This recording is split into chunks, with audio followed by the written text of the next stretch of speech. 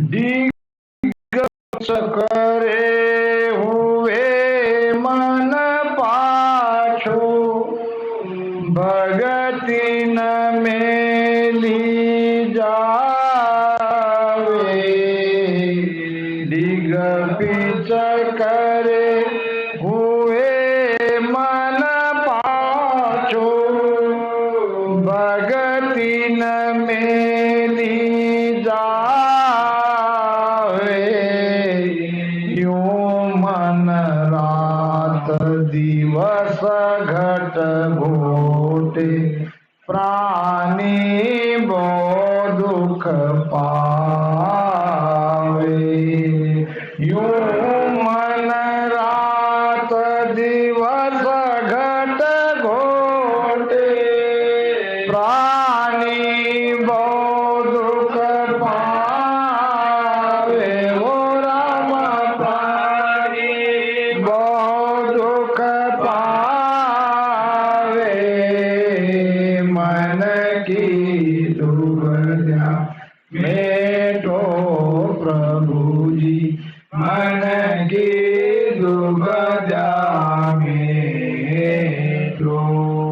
दिग्पिच, दिग्पिच यानी निर्णय लू कि नहीं लू, आगे बढ़ू कि पीछे हटू, क्या करूं, कौन सा ठीक रहता है।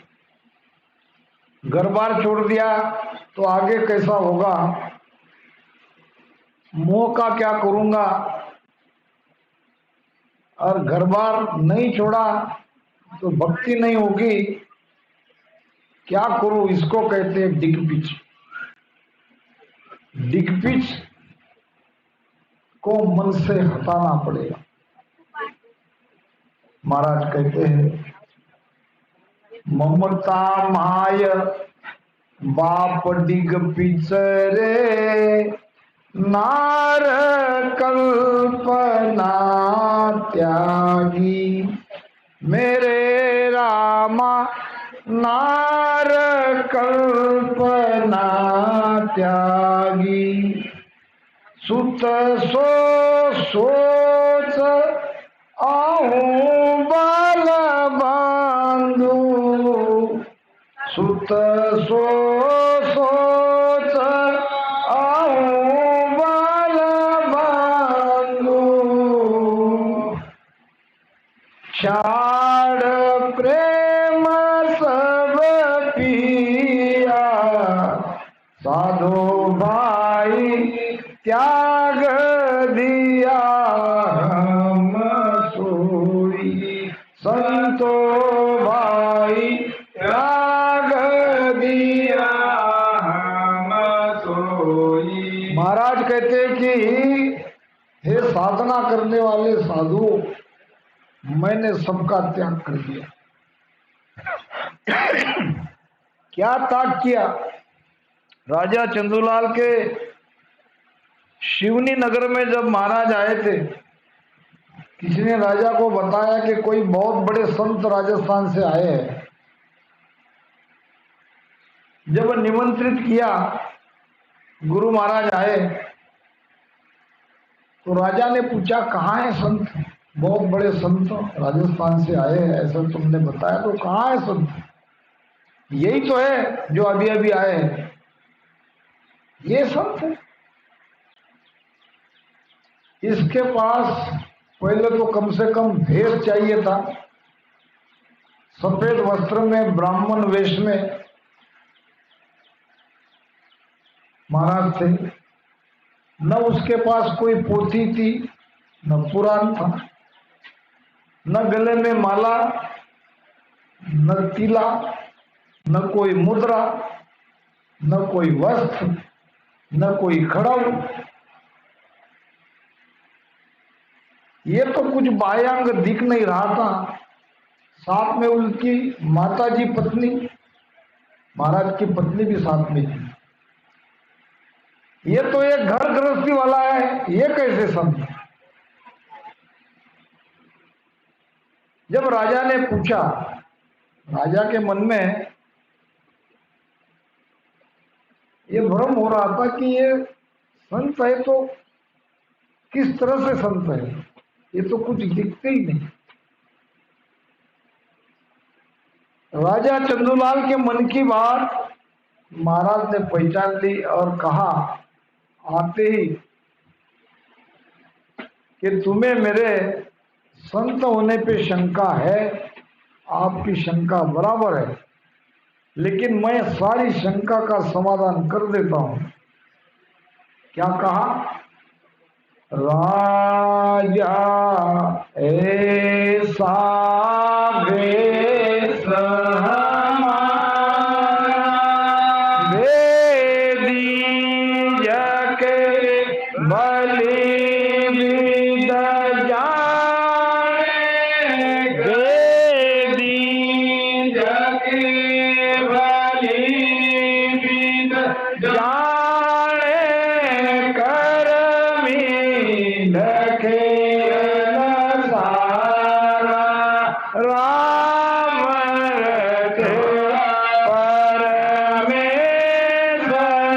प्यारा, रहे कर माधु न्यारा। हे राजा, तुम्हारे मन में कोई शंका नहीं आनी चाहिए, मेरा भी भेष है, मगर ये भेदी को समझता है। जो भेद से भजन करता है उसे ही मेरा भेद समझ में आएगा। जो एक संत को रहते वो सब मेरे अंदर है। मेरा भेद भीतर का है, मेरा भेद बाहर का नहीं है। इसलिए जो भेदी नहीं है, जो कर्मकांड करता है, वो बेचारा मेरे भेद के बारे में क्या जानेगा। मेरा भेष ऐसा है, भेदी जके भली विद जाने, कर्मी लखे न साला। भेदी ही मेरे भेष को भली भली प्रकार से जानता है और कर्मी नहीं जानता। कर्मी क्या बुझेगा, क्योंकि आसन हमारा गीगन मंडल में और रेहू जगत के मई। दो स्थिति में संत रहते हैं, जगत में भी रहते हैं और ब्रह्मांड में भी रहते हैं। सुरती अखंड शब्द का साथ रहती है और शरीर से वो जगत में रहते हैं। आसन हमारा गगन मंडल में, रेहू जगत के माई, मोही को मेरा जन जाने दूजा को गम नहीं। दूसरा नहीं समझ सकते, जो मेरा जन होगा, जो सांसों में भेद से राम राम भजन करेगा वही जानेगा कैसे ब्रह्मांड में सुरती जाती है, कैसे अखंड वहां ध्यान लगता है। और दिखते तो संसार में रहते हुए एक आड़ नाम का पक्षी है, वो पानी में रहता है, पानी ही उसका जीवन है, वहीं रहना है। पानी में रहते हुए भी पानी की एक बूंद भी उसे स्पर्श नहीं करती। ऐसे पहुंचे हुए संत संसार में रहते हुए भी संसार से कई अलिप्त है, संसार से बहुत दूर है। तो भीतर का भेष चाहिए। देह रो भेष सकल सो माया, असत सत नहीं होई, राम देह रो भेष सकल सो माया, असत नहीं होई, जो कोई भेष सबद का साजे, जे कोई भेष सबद का साजे, मोक्ष मिलेगा सोई ओ राजा ऐसा।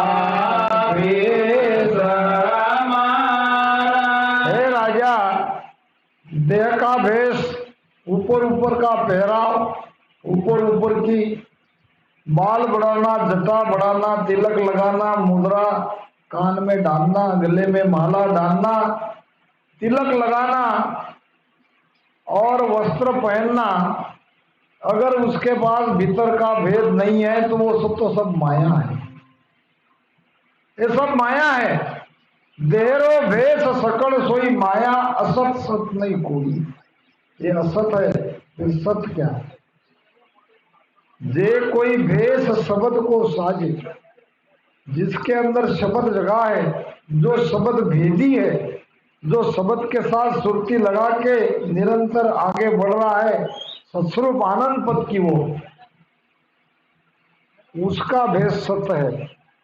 चाहे वो बाहर से भेषधारी हो चाहे न हो।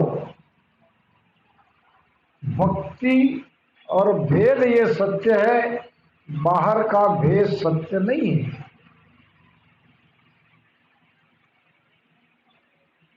तो जे कोई भेष शब्द को साजे मोख मिलेगा सोई।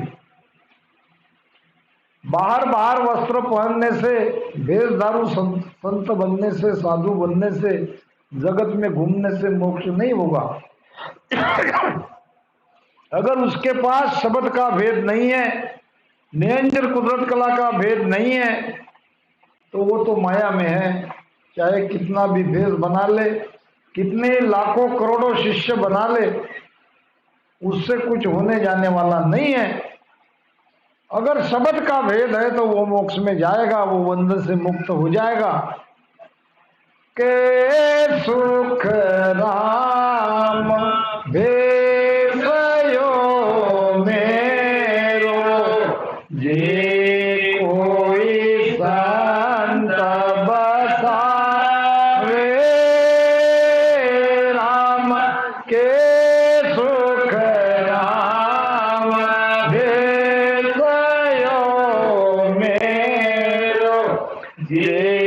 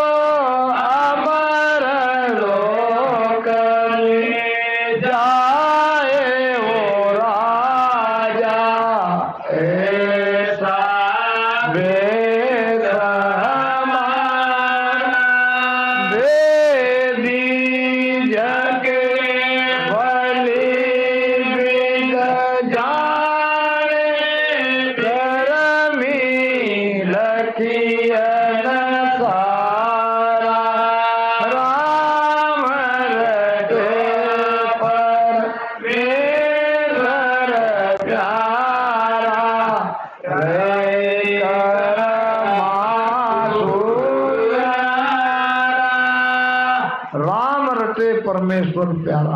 राम का रटन करने वाला परमात्मा का प्यारा बन जाता है, उसका दुलारा बन जाता है, और वही अपने किए हुए कर्म से अलग हो जाता है। राम रटन भीतर के भेद से करना है। के सुख राम भेषयो मेरो, जिसने कोई भीतर का भेष, जिसके पास है शब्द का भेद है, जिसने ये धारण किया है तीनों ताप, आदि व्याधि उपाधि, मन के ताप, शरीर के ताप और बाहर से आने वाली पीड़ा, ये उपाधि है। आदि व्याधि उपाधि से वो मुक्त होता है। 24 घंटे मन में आनंद, न कोई शारीरिक व्याधि। शारीरिक व्याधि है तन के ताप, सब कुछ है, शरीर स्वास्थ्य नहीं है। पहला सुख निरोगी काया। ये तो सबसे पहला सुख तो निरोगी काया है। काया ही निरोगी नहीं है। घर में सारी सुख सुविधा है, शरीर स्वास्थ्य अच्छा नहीं है। ये व्याधिग्रस्त है तो क्या वो सुखी होगा? दूसरा सुख है घर में माया। दूसरा सुख क्या है? घर में माया, धन भी चाहिए घर में, ये दूसरा सुख आता है। पहला सुख तो निरोगी काया है। पहला सुख निरोगी काया, दूसरा सुख घर में माया, तीसरा सुख पतिव्रता नारी, ये तीसरा सुख है। जिसकी स्त्री पतिव्रता है।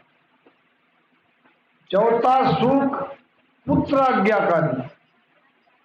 चौथा सुख कौन सा है? पुत्र आज्ञाकारी। अभी मैं धुलिया में गया था, नाम तो नहीं लेना चाहूंगा, अपने तरफ के ये वहां टीचर है, क्या बढ़िया बेटा था, एक ही बेटा था। बेटा हो तो ऐसा आज्ञा का पालन करने वाला, बाप माता पिता का आदेश लेने के लिए तत्पर रहने वाला, ये चौथा सुख है, पुत्र आज्ञाकारी। इस प्रकार से 7 सुखों के बारे में किसी संतों ने बताया है। मगर ये सारे सुख झूठे हैं जब आपका मन भजन में लग जाता है। ये तो सांसारिक सुख है, परम सुख तो भीतर है। भीतर का परम सुख मिलेगा शब्द जागरूक होने से। शब्द जागरूक होता है सदगुरु की कृपा से। तो त्यागना है। महाराज कहते हैं कि साधो भाई त्याग दिया हम सोई, मात पिता सुत नार और बंधु एक न राख्या कोई। किसका त्याग करने करे? अपने माता पिता को छोड़ दो, उनकी सेवा मत करो। अपनी स्त्री को छोड़ दो, अपने बच्चों को छोड़ दो। साधो भाई त्याग दिया हम सोई, मात पिता नार सुत बंधु एक न राख्यो कोई। त्याग भीतर में तुम्हारे ये सारा संसार बैठा है। बाह्य जगत में कुछ भी मत छोड़ो, ये तो सब आपको मदद करने वाले हैं। ये तो सब स्थूल माया है। माया स्थूल न अटके कोई, आतो उल्टी तारे। ये तो तारती है, आपको मदद करती है। घर नहीं रहेगा, भजन कैसे करोगे? अपनी स्त्री नहीं रहेगी, खाना कौन खिलाएगी, कपड़े कौन धोएगी? ये तो आपको मदद कर रही है। और तुम सुन के सबको छोड़ के चले गए, क्या करोगे जाके? त्याग भीतर का चाहिए, त्याग बाहर का नहीं चाहिए। त्याग दिखावा नहीं चाहिए, त्याग अंदर तुम्हारा संसार बैठा है और उनको छोड़ना है। किस किस को छोड़ना है देख लो महाराज क्या कहे। ममता माया, माया माता को छोड़ना है। अपनी माता को नहीं, ममता रूपी माता को। और दिग्पिच रूपी पिता को। दिग्पिच, भक्ति करूं कि नहीं करूं, भजन करूं कि नहीं करूं, सत्संग में जाऊं कि नहीं जाऊं, आज नहीं कल जाएंगे, ये जो मन कहता है ये दिग्पिच मन कहता है। आज करे सो कल करे, कल करे सो परसों। और इतनी भी जल्दी क्या है जब जीना है बरसों, ये दिग्पिच वाला मन कहता है। संत कहते हैं कल करे सो आज, आज करे सो अब, और पल में प्रलय होवेगा, भोर करोगे कब। घड़ी का भरोसा नहीं और तुम कल की इच्छा लिए बैठे हो। धर्मराज युधिष्ठिर के दरबार में एक भिखारी आया भिक्षा मांगने के लिए। मनस्थिति राजा युधिष्ठिर की ठीक नहीं थी और उसी स्थिति में उसने कह दिया कल आओ। भिखारी पीछे जाने के लिए मुड़ा और भीम नाचने लगा, खुशी से बेहाल हो गया। सभी पांडव आश्चर्य में पड़ गए, भीम को क्या हुआ एकाएक। धर्मराज ने पूछा भीम क्यों नाच रहे हो, इतनी खुशी कहां से आई? ऐसी तो कोई घटना घटित नहीं हुई। भीम कहने लगे भैया नाचू नहीं तो क्या करूं। अरे भाई हमें भी बताओ क्या कारण है तुम नाच रहे हो। भैया आपने काल को जीत लिया। अब जिसने काल को जीत लिया वो मेरा बड़ा भाई है और इसका मुझे स्वाभिमान है। मेरा भाई अगर काल से जीत लेता है तो मैं क्यों नहीं नाचूं। हमारे सभी भाई को नाचना चाहिए, इतनी खुशी है। तो मैंने काल से कब जीता, ये तुम्हें कैसे पता चला कि मैंने काल को जीत लिया है। अभी अभी क्या हुआ, भिखारी आया था भिक्षा मांगने के लिए। हाँ आया था। आपने क्या कहा, मैंने कहा कल आओ। कल आने का मतलब क्या हुआ, आप तो झूठ कभी बोलते नहीं। राजा युधिष्ठिर झूठ नहीं बोलते, जिंदगी में एक ही बार झूठ बोला। कब बोला, जब अश्वत्थामा के हाथ में युद्ध के सूत्र थे, गुरु द्रोणाचार्य का पुत्र था, अश्वत्थामा को अमर का वरदान था। वो एक ही स्थिति में मर सकते थे। कोई दुर्योधन, गुरु द्रोणाचार्य सेनापति थे और गुरु द्रोणाचार्य से पांडव हार रहे थे, पराजय की ओर जा रहे थे। शाम को जब मीटिंग बैठी तो भगवान कृष्ण ने कहा, जब पूछा गया कि ये गुरु द्रोणाचार्य का कुछ उपाय करो नहीं तो हम हार जाएंगे, तो द्रोणाचार्य को युद्ध से हराने का, उसे मारने का एक ही उपाय है। जब राजा युधिष्ठिर कह दे कि अश्वत्थामा मर गया, अश्वत्थामा था उसका बेटा, और किसी की बात नहीं मानेगा, सत्य तो केवल राजा युधिष्ठिर है, धर्मराज है। धर्मराज अगर कहेगा कि अश्वत्थामा मर गया, और धर्मराज के मुख से जैसा ही वो सुनेगा अपने शस्त्र नीचे रख देगा और गुरु द्रोणाचार्य मर जाएगा, पांडव विजय की ओर आगे बढ़ेंगे। तो सबने कहा कि भैया आपको ये कहना है। धर्मराज युधिष्ठिर कहने लगे मैं झूठ बोलता नहीं, जिंदगी में मैंने कभी झूठ बोला नहीं। वो सत्यवादी थे। तो भगवान कृष्ण कहने लगे अब तुम हार गए समझो, कल तुम्हारा खत्म, क्योंकि ये झूठ बोलते नहीं और वहां झूठ बोले बगैर जमता नहीं। गुरु द्रोणाचार्य अपने शस्त्र नीचे रखते नहीं। फिर एक उपाय किया भगवान कृष्ण ने। रामायण में सभी छल कपट है, रामायण में नीति शास्त्र है, महाभारत में छल कपट है। देख लो आप महाभारत, हर जगह आपको भगवान कृष्ण की चालाकी दिखेगी, होशियारी दिखेगी, क्योंकि वो स्वयं परब्रह्म थे। उन्होंने पहले ही सबको मार दिया था, ये तो केवल दिखावा था। ये इसको मार रहा है, वो उसको मार रहा है। अर्जुन को बता दिया तो सब पहले ही मरे हुए हैं, आपको तो केवल नाटक करना है। और बढ़िया नाटक हुआ। तो युधिष्ठिर तैयार ही नहीं हुए। फिर भगवान कृष्ण ने कहा, आदेश दिया किसी सिपाही को जाके एक हाथी को मार दो, और हाथी का नाम था अश्वत्थामा। अब युधिष्ठिर को कहने लगे कि अब ये तो सत्य घटना है, ये देखो ये अश्वत्थामा हाथी है और ये मरा हुआ है, और तुमको केवल इतना ही कहना है कि अश्वत्थामा मर गए। अब तुम्हारा सच भी रहेगा और तुम्हारा काम भी बन जाएगा। बड़ी मुश्किल से युधिष्ठिर तैयार हुए, जाके गए, अश्वत्थामा हता, यानी अश्वत्थामा मर गया।